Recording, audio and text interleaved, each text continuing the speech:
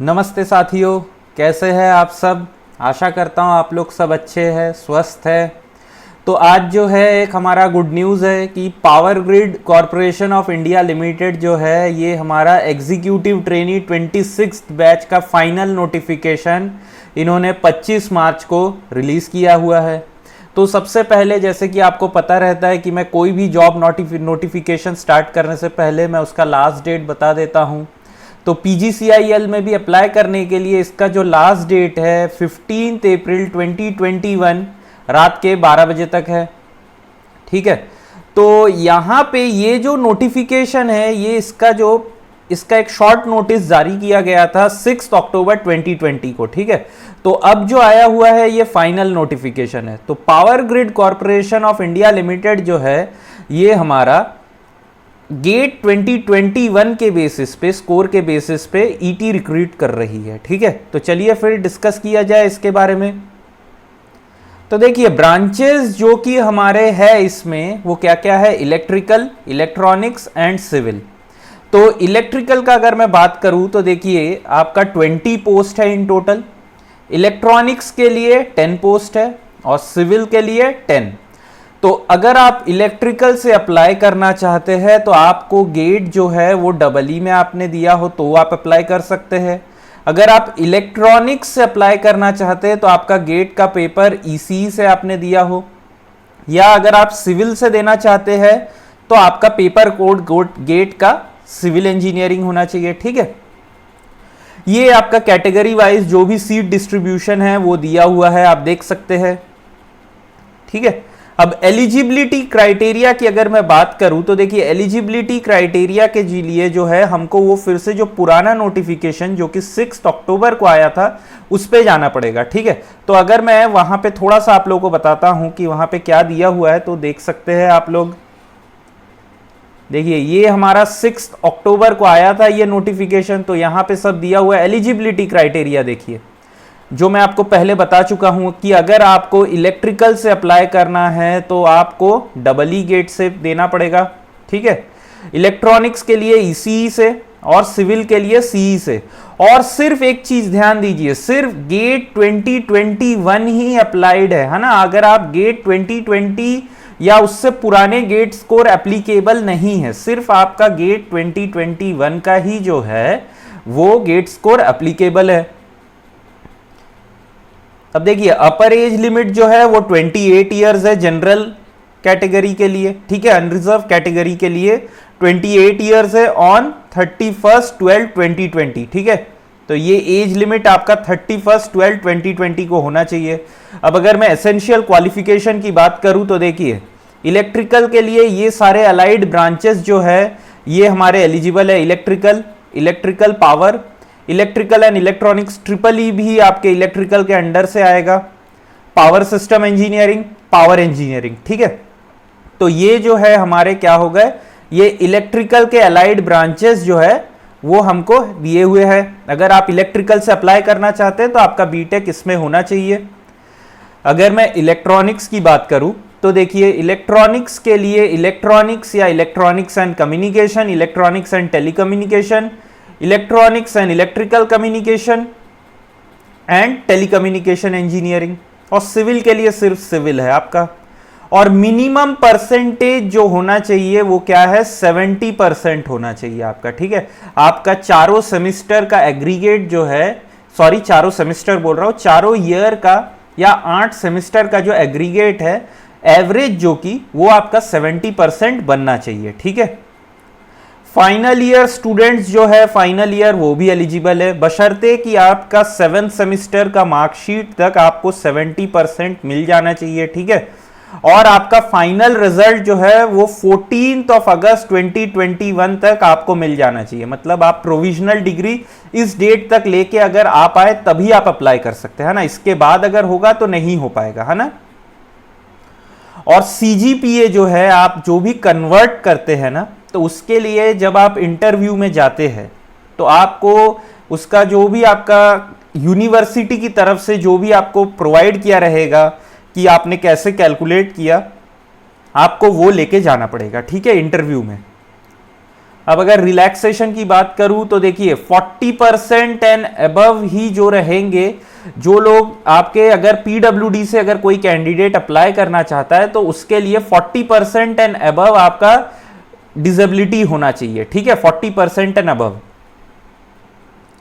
अब अगर मैं आपका अपर एज लिमिट में रिलैक्सेशन की बात करूं तो सिंपल जो भी है, ओबीसी के लिए 3 इयर्स मतलब 31 इयर्स तक आप लोग अप्लाई कर सकते हैं ओबीसी कैटेगरी।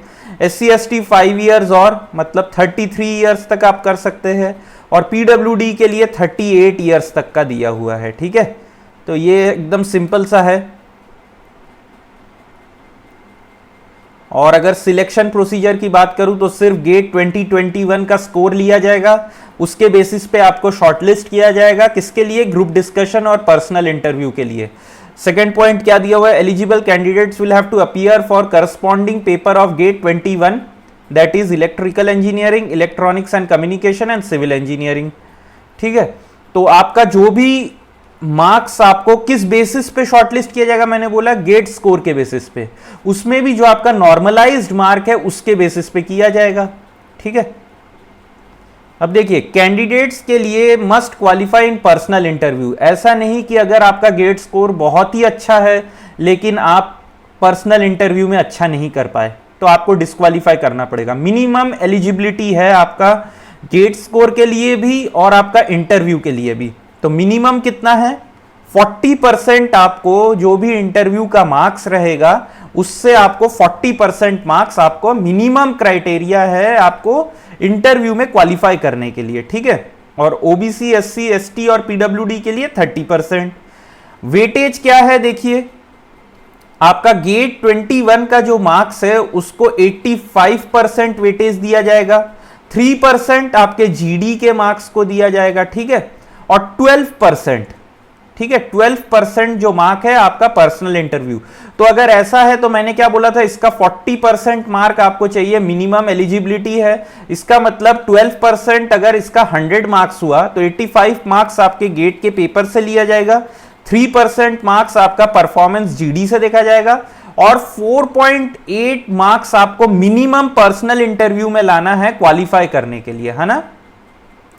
तो देखिए, यहां पे फिर से इन्होंने बहुत अच्छे से लिखा है, reiterated that candidates will have to qualify in gate 21 and in personal interview separately in order to consider eligible for empanelment, ठीक है। तो आपको पर्सनल इंटरव्यू में अलग से क्वालिफाई करना ही पड़ेगा, ठीक है। और गेट 2021 का नॉर्मलाइज्ड मार्क आपका लिया नहीं, normalised mark of out of 100 is valid for this recruitment process. GATE 2020 of GATE score of 2020 और प्रायर इज नॉट वैलिड। तो मैंने ये पॉइंट आपको पहले ही बोला है कि 2020 या उससे पहले का गेट स्कोर नहीं लिया जाएगा,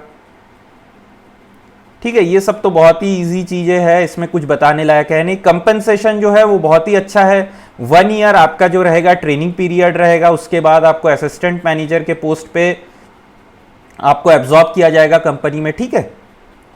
और सर्विस एग्रीमेंट की बॉन्ड करूं तो आपका ट्रेनिंग पीरियड खत्म होने के बाद आपको मिनिमम 3 इयर्स कंपनी को सर्व करना पड़ेगा, और एल्स अगर आप 3 इयर्स नहीं करते हैं, उससे पहले आप अगर क्विट करते हैं तो आपको 5 लाख रुपीस देना पड़ेगा अगर आप जनरल ओबीसी या ईडब्ल्यूएस कैंडिडेट्स है, या 2.5 लाख देना पड़ेगा अगर आप एससी एसटी पीडब्ल्यूडी कैंडिडेट्स है। तो ये सब तो आप लोग करेंगे ही नहीं, ठीक है। तो ये जो है इसको ना मैं नेक्स्ट वाला वही जो पहले हमारा अभी फाइनल नोटिफिकेशन आया है उसमें हम लोग डिस्कस कर लेते हैं, ठीक है। तो देखिए, यहां पे एलिजिबिलिटी क्राइटेरिया मैं आप लोगों का डिस्कस कर लिया हूं। अब हाउ टू अप्लाई, देखिए 25 तारीख का ये आपका नोटिफिकेशन जो है ये ऑनलाइन हो गया था। आपको ये वाले वेबसाइट में जाके अप्लाई करना है, ठीक है। आपका गेट 21 का जो भी डिटेल्स है, आपका रजिस्ट्रेशन नंबर कहां पे रहता है? आपके एडमिट कार्ड के टॉप साइड में रहेगा, आप देखेंगे, ठीक है। और ये ऑनलाइन एप्लीकेशन जो है ये क्लोज करेगा कब? 15 अप्रैल 2021 को क्लोज हो जाएगा। तो इस चीज का थोड़ा ध्यान देंगे। और आपका रजिस्ट्रेशन नंबर, इसको बहुत अच्छे से ध्यान से एकदम भरेंगे, है ना। लेफ्ट हैंड साइड में रहता है टॉप कॉर्नर में, अगर आप देखेंगे तो आपका गेट का रजिस्ट्रेशन आईडी वहां पे रहता है, इसी के बेसिस पे आपका गेट स्कोर लिया जाएगा। तो बहुत केयरफुली इसको फिल करेंगे, है ना। यही सब चीजें दिया हुआ है, filling out the email, alternative field, ये सब ठीक है। Upon completion, the candidate should submit the online application by clicking the submit button at the bottom of the page. If same is accepted, the system will generate a unique Power Grid registration number which shall appear in the complete application form. तो ये unique power grid registration number जो रहेगा ना, ये आपका password होगा. देखिए इस पॉइंट में देखिए, the primary email ID entered by the candidate is the login ID and the unique registration number generated is the password for logging in to the Power Grid online application system. तो ये आपका जो email ID आप जिससे register करेंगे और आपका जो यूनिक रजिस्ट्रेशन नंबर जो कि जनरेट होगा पूरा फॉर्म फिल करने के बाद, ये आपको नोट करके रखना पड़ेगा. ठीक है, इसी से आप क्या कर सकते हैं, ऑनलाइन पोर्टल पे रजिस्टर कर सकते हैं. ऑनलाइन पोर्टल में ही रजिस्टर करके आपको पता चलेगा कि आप सिलेक्ट हुए हैं कि नहीं हुए हैं, और अगर सिलेक्ट हुए हैं तो आपका इंटरव्यू का डेट कहां पे है, कब है, ये सब आपको ऑनलाइन पोर्टल के जरिए ही पता चलेगा. ठीक है, देखिए फीस यहां पे जो भी अनरिजर्व कैटेगरी है उनको 500 रुपीज देना पड़ेगा. तो रिजर्व कैटेगरी ये दिए हुए है आपको. ठीक है, तो अनरिजर्व जो भी है उनको 500 रुपीज देना पड़ेगा. और अगर आप एप्लीकेशन फीस नहीं सबमिट करते तो आपका फॉर्म जो है उसको इनकम्प्लीट मान लिया जाएगा. ठीक है, और आपको कोई भी हार्ड कॉपी सेंड नहीं करना है. अगर मैं इंपॉर्टेंट इंस्ट्रक्शन का बात करूं तो कैंडिडेट्स को जो है अपलोड करना पड़ेगा अपना लेटेस्ट पासपोर्ट साइज फोटोग्राफ. ठीक है, लेटेस्ट पासपोर्ट साइज फोटोग्राफ जिसका कि साइज 50 KB से ज्यादा ना हो, जेपेक फॉर्मेट में या जेपीजी फॉर्मेट में. आपको आपका सिग्नेचर भी अपलोड करना पड़ेगा जिसका कि साइज 30 KB से लेस हो. कास्ट सर्टिफिकेट, डिसेबिलिटी सर्टिफिकेट अगर एप्लीकेबल है तो. ठीक है, डिस्चार्ज सर्टिफिकेट, ये जो भी लोग पीएसयू में काम करते हैं तो उनको नॉन ऑब्जेक्शन सर्टिफिकेट लेना पड़ता है. एज रिलैक्सेशन वगैरह और आपका क्वालिफिकेशन जो भी है उसको भी आपको अपलोड करना पड़ेगा पीडीएफ या मोस्ट प्रोबेबली इमेज फॉर्म में. ठीक है, ये सब ठीक है. पॉइंट नंबर 3 क्या बोल रहा है, candidates must correctly enter the qualification details including date of acquiring qualification as mentioned in their certificates. ठीक है, तो आपको सब अच्छे से देना है.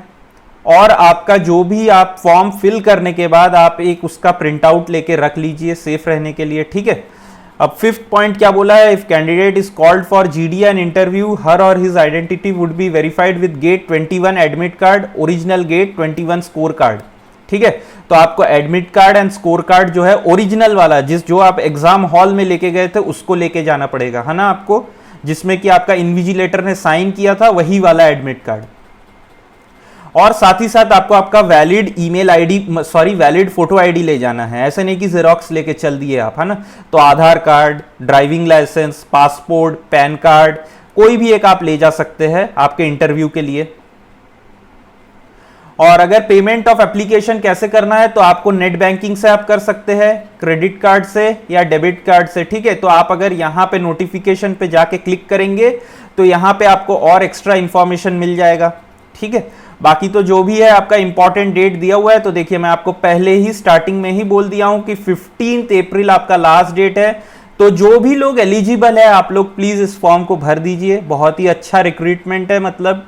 ठीक है, इलेक्ट्रिकल के लिए तो 20 है और इलेक्ट्रॉनिक्स के लिए 10 और आपके सिविल के लिए भी 10 वैकेंसीज है. तो बहुत अच्छा वैकेंसी है.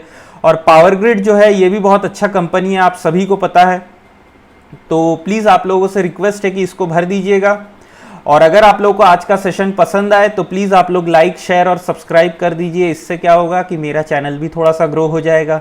ठीक है, तो आप लोगों से रिक्वेस्ट है kindly share and subscribe my channel. तो ठीक है, फिर चलिए फिर मिलते हैं नेक्स्ट सेशन में.